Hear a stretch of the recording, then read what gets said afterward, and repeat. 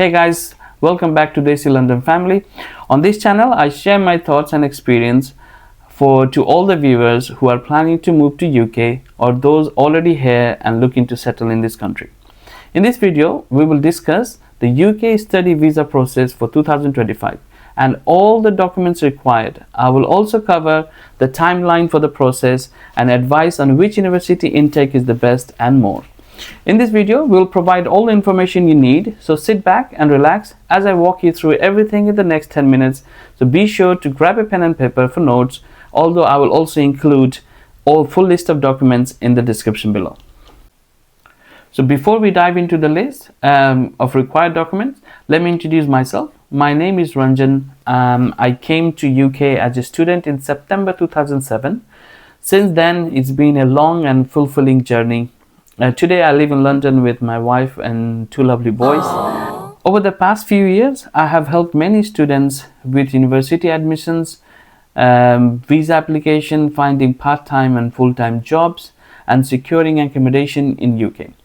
I don't charge any fees for my help, not running any consultancy service. My assistance is completely free, and if you have any questions, you can contact me directly through my Instagram page. I will leave the link in the description below. You can DM me. So let's now go through the list of required documents for studying in the UK. The first document which one is required and you must have is your passport. The visa gets stamped on the passport. So if you don't have a passport, you cannot get visa. In India, it's very easy process. You get it in 2-3 months. If you don't have it, do application for that and you will get it. Now, the second document is your transcript. Transcripts are your academic qualification. This is your 10+2 result or your degree. So depending on what course you're coming to study in UK, if you're coming for a bachelor degree, you're going to need 10+2 result and mark sheet. And if you're coming for master degree, you're going to need your graduation degree and the result.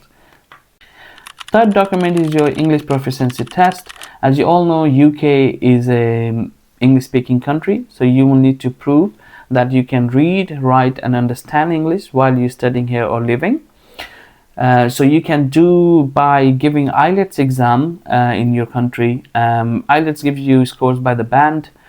Check with your selected university what's the band requirement, and then you can get the IELTS result attached to the application. Also, some university provide the IELTS waiver. So what it is basically if you have studied any subject in English in the past 2 years, and if you have scored around 80% marks in that, so the university will accept that as a yes, this person has studied in English and can understand and read and write. But what we need to do is you need to get a letter from your principal or in a school in a teacher mentioning that that subject which one he scored 80% has studied and assisted in English.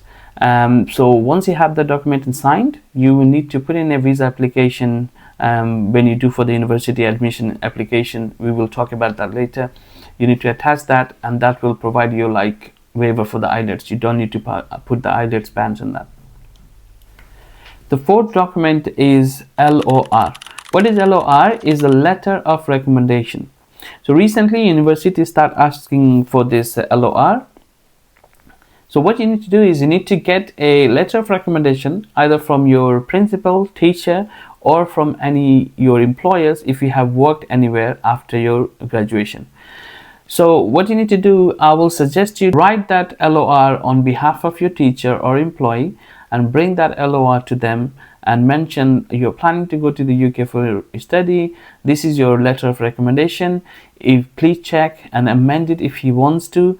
And if you can sign, it will be really appreciable. So it's very basic, easy. If you need some samples or some help, you can DM me on Instagram and I will share with you some samples so you can amend that and easily on that, and then get the LOR signed from your teacher and employees. Depending on the course, if you're coming for bachelor degree, as maybe you have not worked anywhere, so you can get 2 LOR from your teachers, for 2 different teachers. And if you have worked anywhere, if you're coming for master, you get 1 for academic from your teacher and 1 from your employees. There will be 2 LOR, and get both the signed and you can put that in your university admissions later, which one we're going to talk. Now the fifth document is your CV, updated CV. A CV is very basic document, everybody should have it. If you don't have it, you can Google it, find the samples there easily on internet. Amend that with your details, amend with updated your email address, your telephone number, all the activities you have done in a qualification, or your hobbies, if you like some sports, some music, put everything in there up to date, and that will become your CV. Now the sixth document is SOP, is the most important document in this list. SOP is a statement of purpose.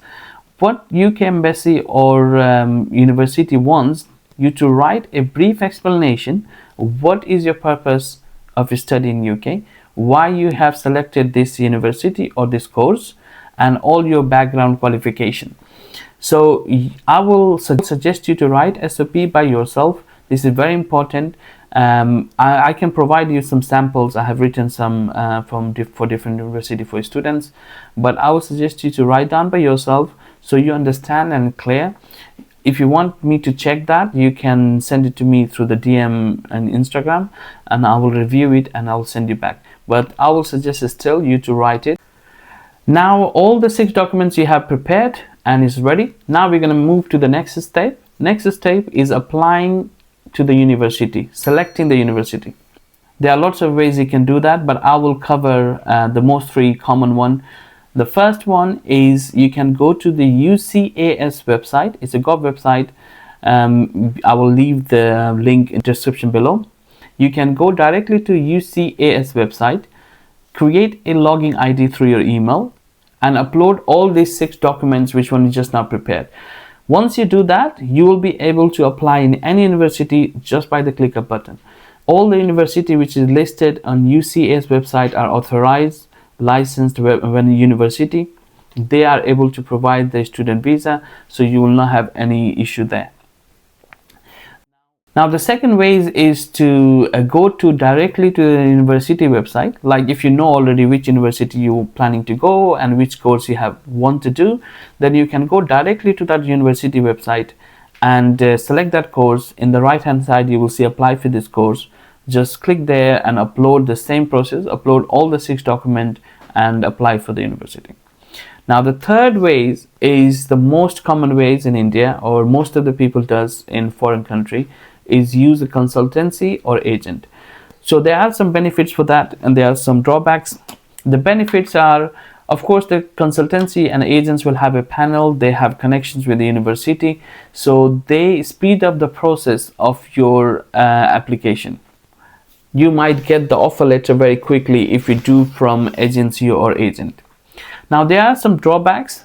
What happens is these agents and consultancy works on a commission base with the university, so they will try to push you to the certain university and the course because they are getting higher commission. So you need to be careful there. If you're going through the agency or the consultancy, make sure you know already which university you want to go, which course you want to do. Mention to them, I want to go in this university and course, so they cannot push you to go to their choice of university. So once you have done the applications for the university, then the university will send you an offer letter within a week or something. Offer letter. When the offer letter comes, there is 2 types of offer letter. One is conditional offer letter. One is unconditional offer letter. So what are the different? The conditional offer letter means you have some condition to fulfill before they gave you the unconditional offer letter. So might be they will ask, okay, you pay certain amount of fees. Might be they will ask like, oh, your SOP is not right, can you change it? Maybe the IELTS band which one you have might be not good enough. So it will be clearly written on the offer letter what are the conditions. So once you fulfill that condition, they will provide you the unconditional offer letter. Once you have received the unconditional offer letter, that means they're giving you the admissions, everything is fine, all your documents you provided, they're happy with that. So once you have unconditional offer letter, you need to accept that offer letter. How you can accept it? They will be written clearly as well, but usually they ask you a certain percentage of your education fees to pay in advance. Once you accept the offer letter and pay a certain amount of fees, they will they will schedule a pre-CAS interview. The CAS is a confirmation of acceptance for study letter. They will schedule a pre-CAS interview. It's very basic, an intro interview for 15 to 20 minutes. They will discuss about you. They will talk about your SOP. They will ask you some general questions, why you have selected this university or the course, what was your background, qualification. It's a very basic interview. Most of the students clear it out in the first go. If by chance, if you have not cleared the pre-CAS interview, nothing to worry about. If you have paid any fees, they will refund you the full amount. Now, once you reach to that stage, I will suggest you to start arranging your funds. The total funds is the total cost of your living cost in UK plus your university fees. All need to be in your account for 28 days. I have made some other videos in more details, like how much funds you need for living cost and the university fees. You can check out those videos if you want more details. But when you're arranging the funds, it must be in your account for 28 days, and then you move to your next step. Once you have your pre-CAS interview cleared, then university will send you a CAS letter, which is CAS letter, which is a confirmation of acceptance for your study. On that CAS letter, you'll have a unique code, which one we're gonna use that in the UK Embassy visa application. Once you have your CAS letter, now you move to your next step, which is applying for UK visa application. To do that, you need to go to the Gov website. You will need to give the details of all the documents which one we talked about before, like your passport details. You need to put your CAS letter details, like unique code and everything. You need to provide the proof of funds. Also, you need to provide the TB test result.